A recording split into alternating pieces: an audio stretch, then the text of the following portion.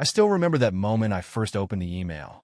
For a second, the words blurred before me, my mind flat out refusing to process the message laid out in cold, plain text. I blinked, then blinked again, hoping that the lines would change somehow, that I'd misunderstood something, but they didn't. The reality was staring me right in the face, as stark and unchangeable as the black ink on the screen. But I'm getting ahead of myself. Let's go back to that morning, back when it seemed like a normal, forgettable day. The sun was streaming through the half-closed blinds, casting a soft glow over our kitchen. There was this comforting quiet, the kind you get used to when you live in a quiet suburban home. I could hear the faint hum of the dishwasher running, the occasional scrape of a chair on the tiled floor. Claire, my wife, sat at the table with her legs tucked under her, scrolling through her phone. Her blonde hair fell softly around her face, catching the light as her attention stayed glued to the screen. "Morning," I called out, pouring myself a mug of coffee. The words felt like a familiar routine, something I'd said thousands of times. By then, we'd been married 7 years, and mornings felt more like a set of motions we'd been rehearsing for years. "Morning," she replied, barely looking up, her attention focused on whatever she was reading. Social media, probably, or maybe work emails. I couldn't say I was surprised. She'd been distant a lot lately, more absorbed in that phone than she used to be. But it still bugged me. Leaning against the counter, I took a slow sip of my coffee, watching her. She was dressed casually, her oversized sweater slipping off one shoulder, her yoga pants hugging her in a way that, at one point, would have made me drop everything to pull her in close. But there was something different. There was this distracted air about her, like she was already a mile away. "What's on the agenda today?" I asked, trying to get some kind of conversation going as I set my mug on the counter. "Not much," she murmured, still not looking up. "Might run a few errands, hit the gym, and pick up something for dinner." "Sounds good," I replied, keeping my tone casual, even though I could feel the distance between us like a wall. I glanced at the clock. It was almost 8, time to head out for work. My briefcase was sitting by the front door, and as I grabbed my keys, I looked back at her, still scrolling through her phone. No goodbye kiss, no glance up, just a gentle tap of her finger on the screen. It stung more than I'd like to admit. "See you tonight?" I said over my shoulder. "Yes, see you," she answered without looking up. The drive to work was the usual blur of traffic and morning radio. The sight of other cars in the slow crawl, other people on their way to their own routines. It was all familiar enough to be almost numbing. My office building, glassy and corporate, loomed ahead as I pulled in, parked, and went through the motions of another day at work. My job in finance wasn't exactly thrilling, but it paid well and offered the stability I thought every marriage needed. You put in the years, clock the hours by the house, and plan the occasional vacation, right? It's the unspoken agreement. But as I sat there that day, working through reports and emails, I couldn't shake the feeling that something was off. That pit in my stomach from earlier, the sense that something was wrong. It was around lunchtime when my phone vibrated with a new message. I glanced down, not expecting anything out of the ordinary, but the subject line stopped me cold. "You deserve to know the truth." I didn't recognize the email address, but the sender's name caught my eye, Lisa. I vaguely remembered the name. Claire had mentioned her once or twice as a coworker. My finger hovered over the screen, a knot forming in my gut as I opened the email. That's when everything changed. The message was burned into my mind now, each line stark and clear. It was short, almost abrupt, but every word hit like a punch to the gut. "Hi, you don't know me well, but I feel like you deserve to know the truth about Claire. I work with her, and I've seen things I can't keep to myself anymore. She's been seeing someone else. It's been happening for a while. I'm sorry, but I thought you should know." That was it. No details, no explanation, just those few sentences. My mind went numb as the meaning settled in, like a slow poison spreading through my chest. Claire's been seeing someone else. Claire, my wife. The person I'd built a life with. It all suddenly made sense. The distant behavior, the way she was glued to her phone, the late nights she'd been working overtime. I wanted to call her right then and there, demand an explanation. I pictured myself asking her flat out, "Are you cheating on me?" But as much as I wanted answers, I couldn't bring myself to do it. Not yet. The rest of the day passed in a fog. My coworkers probably noticed that I was off, distracted, but I went through the motions, burying myself in work to keep from spiraling. But deep down, I knew I couldn't ignore this. I needed more than just an email from a stranger. I needed proof. As the day wound down, I drove home with my grip tight on the wheel, my mind running through 100 scenarios. Why would Claire do this? Was it something I had done? Or was it just something broken between us that I hadn't noticed before? When I pulled into the driveway, the house looked exactly the same as it always had. Lights on, blinds closed. But it didn't feel the same. Inside, I could already sense that something was broken. I sat there for a few moments, staring at the front door, wondering what I'd find on the other side. Would Claire be waiting for me like every other night? Or would I see something different in her eyes? Something that would confirm the truth I was afraid to face?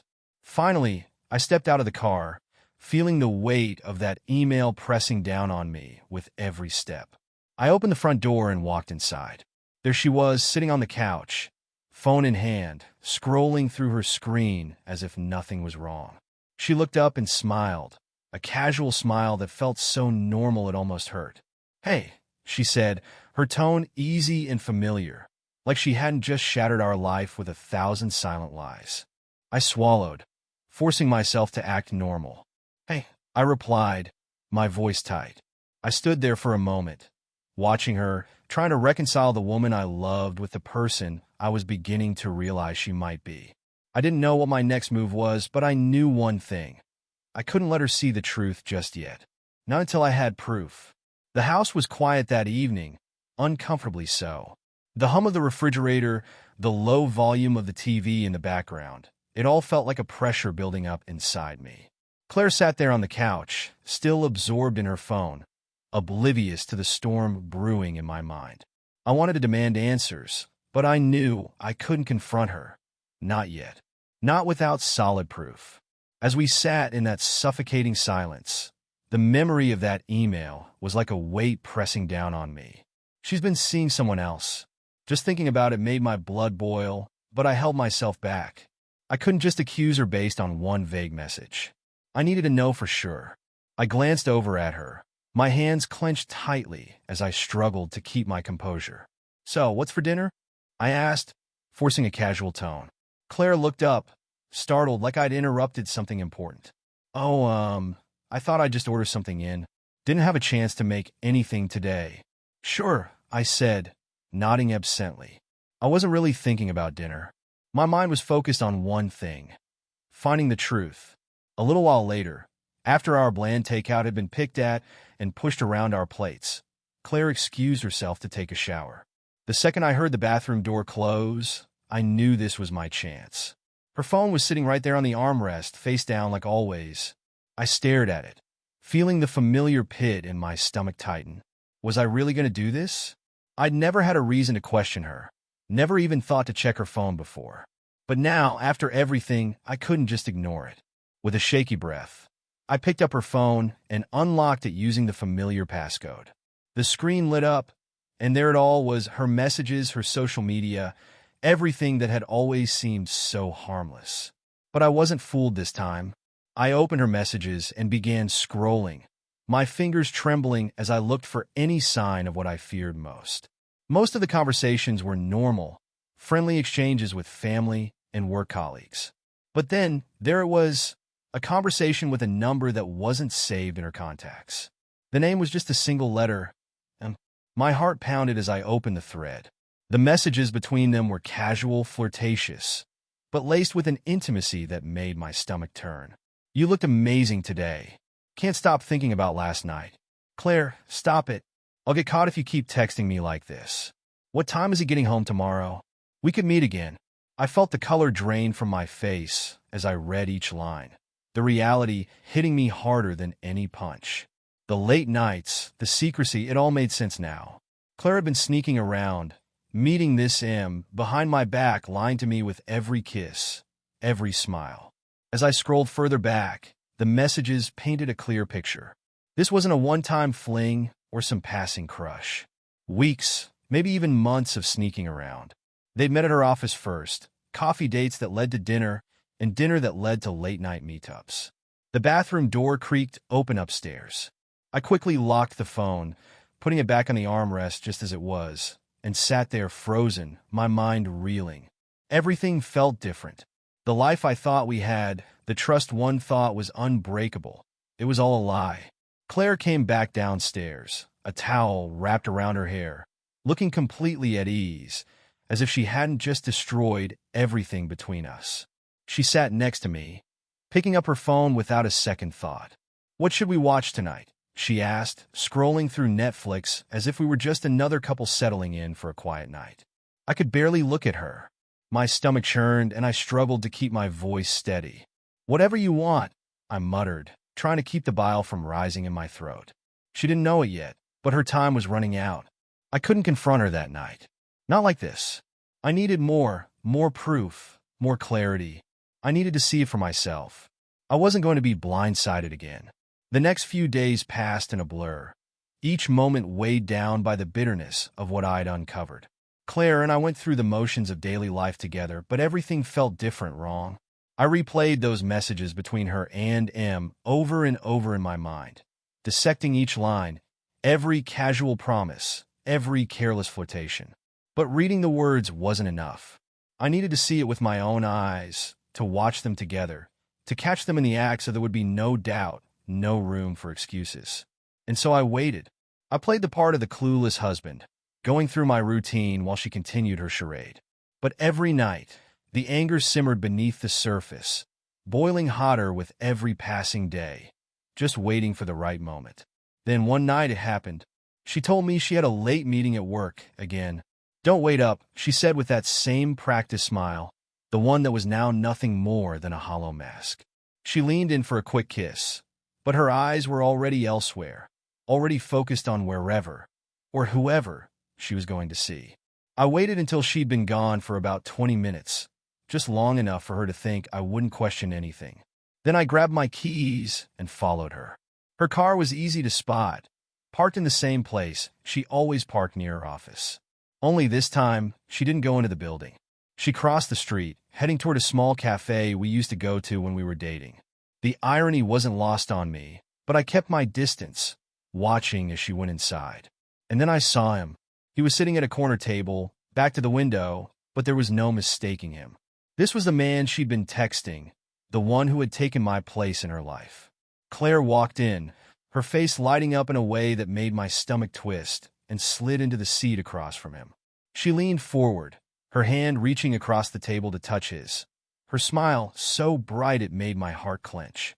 I watched them together, each movement confirming what I'd known, but hadn't wanted to believe. I saw the way she looked at him, how she laughed, how she reached out to touch his arm. And then, without hesitation, she leaned across the table and kissed him. It wasn't just a quick peck. It was a deep, lingering kiss, the kind of kiss she hadn't given me in months. I felt a wave of anger rise in my chest, hot and fierce, like nothing I'd ever experienced. I wanted to storm in there, to confront them both, to drag him outside and demand she tell me why. But as much as I wanted to, I held myself back. They didn't deserve to see me broken. Not yet. I turned and walked away, my chest burning with anger, betrayal, and a dark resolve forming in the pit of my stomach. I drove aimlessly for hours, barely aware of the streets passing by, as my mind replayed the scene over and over. How could she do this? How could she throw away everything we'd built, everything I'd given to her? But as the hours went by, the rage inside me began to sharpen, to take shape. I wasn't just angry. I was determined. I wasn't going to confront her in some fit of rage. No, I was going to make her regret every single lie she'd ever told me. If Claire wanted to destroy our marriage, then I would make sure she felt the weight of that decision in the most devastating way possible. And then the perfect idea came to me. Claire's mother, Miriam, was the kind of woman who could turn heads anywhere. She was older, of course, but she had this timeless beauty, dark hair, a trim figure from years of yoga, and a confident presence that always made people take notice. I'd always thought she was a little flirty, her compliments lingering just a second longer than necessary. In the back of my mind, I'd never thought much of it. But now, as I thought about it, I realized there had always been an unspoken tension between us. If Claire thought she could betray me and get away with it, then I'd show her what real betrayal looked like. I turned the car toward Miriam's house, my heart pounding with a mix of anticipation and resolve. She lived just a few streets over, and I knew she'd be home. As I pulled into her driveway, I let the engine idle for a moment, breathing deeply to steady my nerves.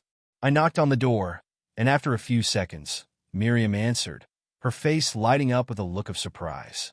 "Jason," she said, her voice warm but tinged with concern. "What brings you here? Is everything okay?" I met her gaze, my expression serious. "I just needed someone to talk to. About Claire." Without a second thought, Miriam stepped aside, letting me in. She led me into the living room and sat beside me on the couch, her hand resting on my arm in a comforting gesture. I explained everything, the distance, the late nights, the lies, and she listened intently, her eyes soft with sympathy. "I'm so sorry, Jason," she whispered, her hand squeezing mine gently. I had no idea things had gotten this bad. Our eyes met, and for a moment, something unspoken passed between us. Her gaze held more than just sympathy. There was a depth there, an unguarded vulnerability that drew me in. And without thinking, I leaned in and kissed her. At first, she froze, her breath catching in her throat. But then, slowly, she kissed me back, her hands moving to my shoulders, pulling me closer as the kiss deepened. The years of tension between us dissolved, replaced by a raw, urgent need that felt more real than anything I'd felt in a long time. I knew this would break Claire, and that thought only made it feel all the more justified. Miriam's kiss deepened, her hands running over my shoulders as I felt the anger and hurt melt into something else, a raw, undeniable need for revenge. I pushed all thoughts of Claire and her betrayal out of my mind, focused solely on the moment, the thrill, the warmth of someone who understood me. For once, it felt like I was reclaiming something that had been stolen from me, something only Miriam could give me now. As the night went on, we let ourselves get lost in each other. Every touch, every kiss felt like a release from the pain I'd been holding on to. I barely recognized myself in those moments, but I didn't care. Miriam had given me the comfort I'd longed for, and I knew that this, more than anything, would break Claire. Her own mother, the one person she trusted most. When dawn broke, the weight of what had happened settled over us like a heavy fog. Miriam sat up, her eyes filled with a mix of disbelief and regret, but she didn't speak. I could see in her gaze that she was processing everything, just as I was.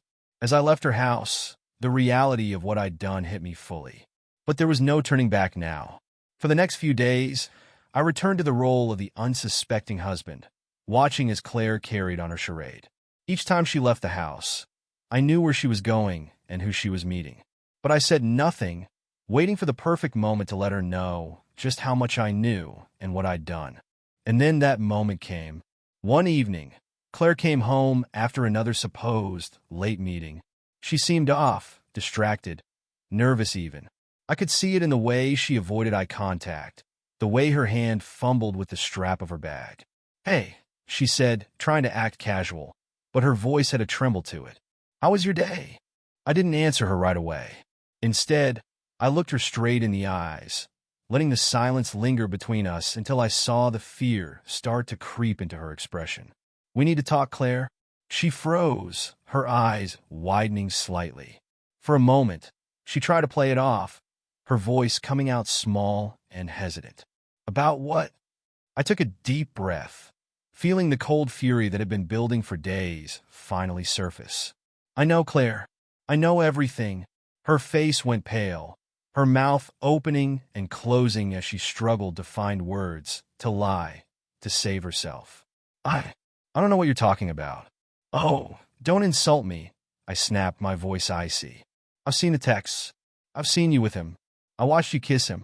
So spare me the excuses, because there's nothing you can say to explain this away." Her face contorted with shock and horror as the reality of her betrayal hit her. Her shoulders slumped, her defenses crumbling. "Jason, I'm so sorry. It was a mistake. I can fix this. Please let me make it right. I laughed, a dark, hollow sound that echoed in the silence between us. Fix it? You want to fix this? I stepped closer to her, my eyes hard as steel. You destroyed our marriage, Claire. And for what? A few secret meetings? Some cheap thrill. She began to cry, tears streaming down her face as she pleaded, reaching out to touch my arm. But I pulled away, disgusted. You think I'm going to just forget all of this? No, Claire. I moved on. The confusion in her eyes shifted to horror. Well, what do you mean? I leaned in close, my voice dropping to a whisper. While you were out sneaking around, I spent the night with someone else. Your mother. The words hit her like a slap, and she staggered back, her hands flying to her mouth as if to hold in the scream that threatened to escape. You slept with my mother? She stammered, her voice barely a whisper. I nodded, a cold smile creeping onto my face. That's right. And unlike you, she was there for me, understanding. She cared. The shock and betrayal in her eyes were exactly what I'd waited for, exactly what I'd needed to see. Her legs buckled, and she sank to the floor, sobbing as the reality of her own betrayal came crashing down around her. Why? How could you? She choked out, looking up at me with a mixture of disbelief and desperation. How could you do this to me? I crouched down so that my face was level with hers, my voice steady and unforgiving. This is what betrayal feels like, Claire. You took everything we had and threw it away for him. So now, I've taken something from you that you can never get back. She sobbed harder, her face contorted with pain and regret, but I felt nothing. Not an ounce of sympathy, not a single thread of forgiveness. You made your choice, Claire, I said, my voice a cold finality. Now you can live with it. I stood up, watching as she crumpled in on herself, her body shaking with the weight of her actions. I could see it now. She was shattered beyond repair, and there was no going back for either of us. With one last glance, I turned and walked out of the room, the sound of her broken sobs echoing behind me. As I reached the door, I paused, savoring the silence that had replaced the lies and betrayal that had tainted our lives for so long. Then I opened the door and stepped out into the night, finally free.